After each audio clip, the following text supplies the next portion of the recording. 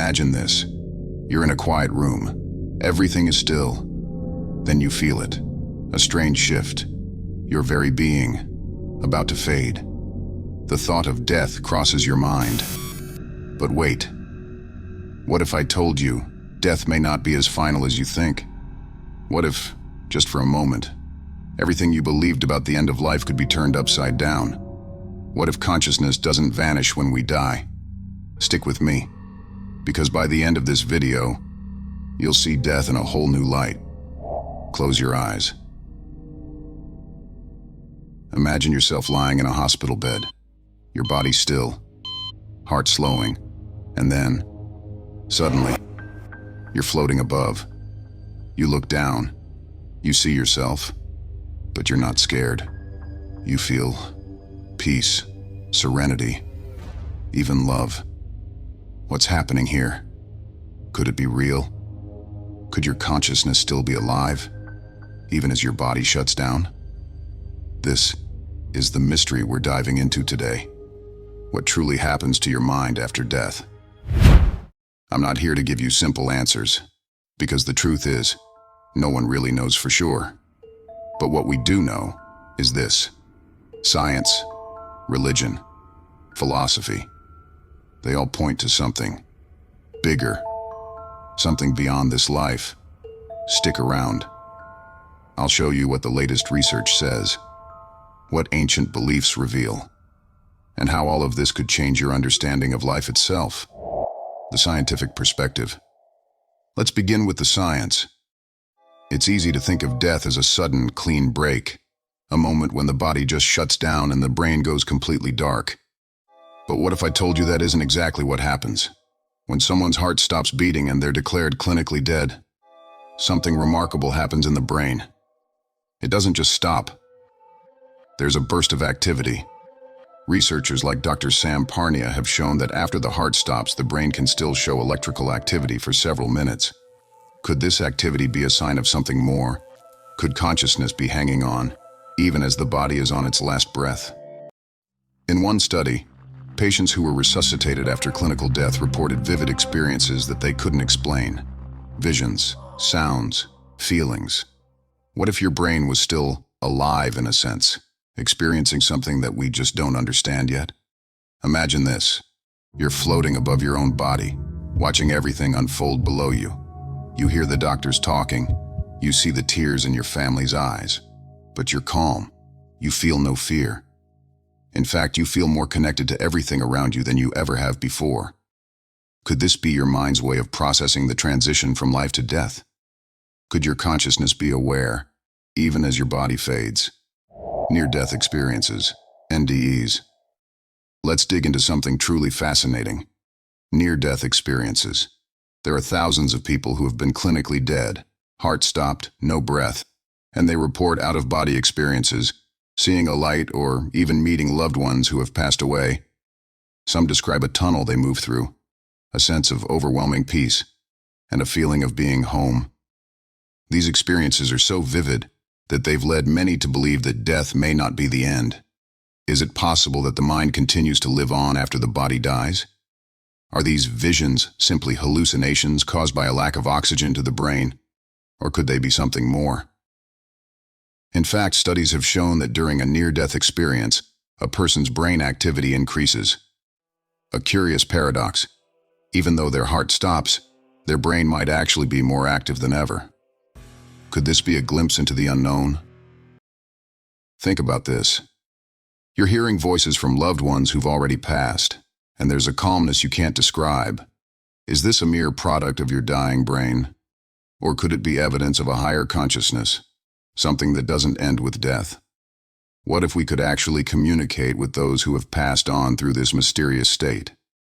Brain chemistry, DMT, and death. Now let's take a look at another intriguing idea. You've probably heard of DMT, the powerful chemical that some believe is responsible for mystical and psychedelic experiences. Well, what if DMT is also involved in the process of death? Some scientists propose that during death, the brain releases large amounts of DMT, and this is what might explain some of the vivid visions and out-of-body experiences reported by those who've died and come back. What if DMT is the key to unlocking what happens after we die? Could it be that this chemical is responsible for the near-death sensations of peace, light, and the feeling of connection to something greater? But here's the wild part. Researchers have found that the highest levels of DMT in the brain occur right before death. Could this be the brain's way of guiding us into a different state of consciousness? Could DMT be the bridge between life and the afterlife? Now I want you to close your eyes again and think about this. What if, as you breathe your last breath, you're not actually leaving the world behind? What if you're stepping into a new realm? A place where consciousness exists beyond the body, connected to something much greater than ourselves? Could it be that your mind is not bound by your physical body, but instead, it transcends into a new form? Think about it for a moment. Imagine your consciousness floating freely, no longer constrained by time or space. Does that idea give you a sense of peace? In the next section, we'll dive into the spiritual and cultural perspectives on death and see how ancient beliefs and modern science may be pointing toward the same truth. Stay with me, because what we're about to uncover might just change everything you thought you knew about life and death. Reincarnation and the soul. Let's now take a step beyond science and enter the world of ancient beliefs. Across the globe, cultures have long believed that death is not the end of consciousness. In many Eastern religions like Hinduism and Buddhism, there's a powerful idea that our souls are reincarnated, living on in different bodies after death. This cycle of life, death, and rebirth is called samsara, and it's central to their spiritual understanding. Could it be that the soul, or the essence of who we are, doesn't die, but instead moves on to another life? In Hinduism, it's said that the soul is eternal, and only the body perishes. This belief offers a comforting idea. Death is simply a transition, not an end. What if your consciousness is more than just your thoughts and experiences, and instead, it's an energy that continues to evolve, reborn over lifetimes? Could your life here, your actions, and even your lessons be part of a much grander journey? Close your eyes once again and imagine this. You're not bound by time. You see yourself in past lives, lives you've lived before, lessons you've learned, struggles you've faced. Now think about the life you're living now. Could it be that you've experienced all of this before, in some way? And when you die, your soul moves on to another experience, another form. Could death be the beginning of a new chapter in the story of your soul? Afterlife concepts in religion. But it's not just Eastern religions that offer views of life after death. In Christianity, Islam, and Judaism, there's a belief in a final judgment and an eternal afterlife, whether it's heaven or hell. These traditions speak of a soul's destination based on one's actions in life. But much like reincarnation, these concepts suggest that our consciousness doesn't simply vanish. It transitions, either to a state of eternal peace or a place of reckoning, depending on our earthly deeds. In Christianity, we're told that those who live righteous lives will enter heaven, where they'll experience eternal bliss in the presence of God. In Islam, the soul faces judgment and either enjoys eternal reward in paradise or endures punishment in hell. These traditions offer a vision of consciousness continuing beyond physical death, an eternal journey of the soul. But how do these ancient beliefs fit with modern scientific findings? Could these spiritual ideas hold more truth than we realize? Take a moment to consider this. Imagine that after you die, you don't simply cease to exist. Instead, you continue to live on in some form, whether through reincarnation, judgment, or eternal life. How would that change how you view your daily life, your relationships, your actions? If you knew your consciousness would continue, would you live differently? The astral plane and energy. Let's move into a slightly different concept, one that's shared by many spiritual traditions. The idea of the astral plane. This is the realm where the soul continues to exist after death, not as a physical entity, but as a form of energy. According to Theosophy and various New Age philosophies, after we die, our consciousness doesn't die with our bodies. Instead, it transitions into a higher plane of existence where it exists as pure energy, continuing to learn, evolve, and even interact with other souls. The astral plane and time beyond. The astral plane is often described as a realm where time and space no longer apply, where souls are free from the constraints of earthly life. Could it be that rather than a final judgment or a reincarnation cycle, death is merely a transition into a higher state of existence, where our consciousness is freed from the physical body?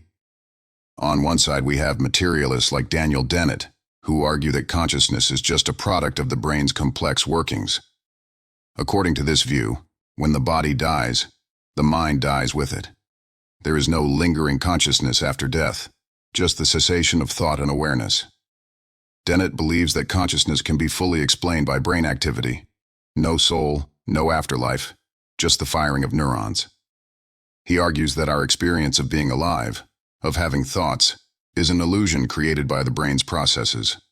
The mind is nothing more than the brain in action. But here's where it gets interesting.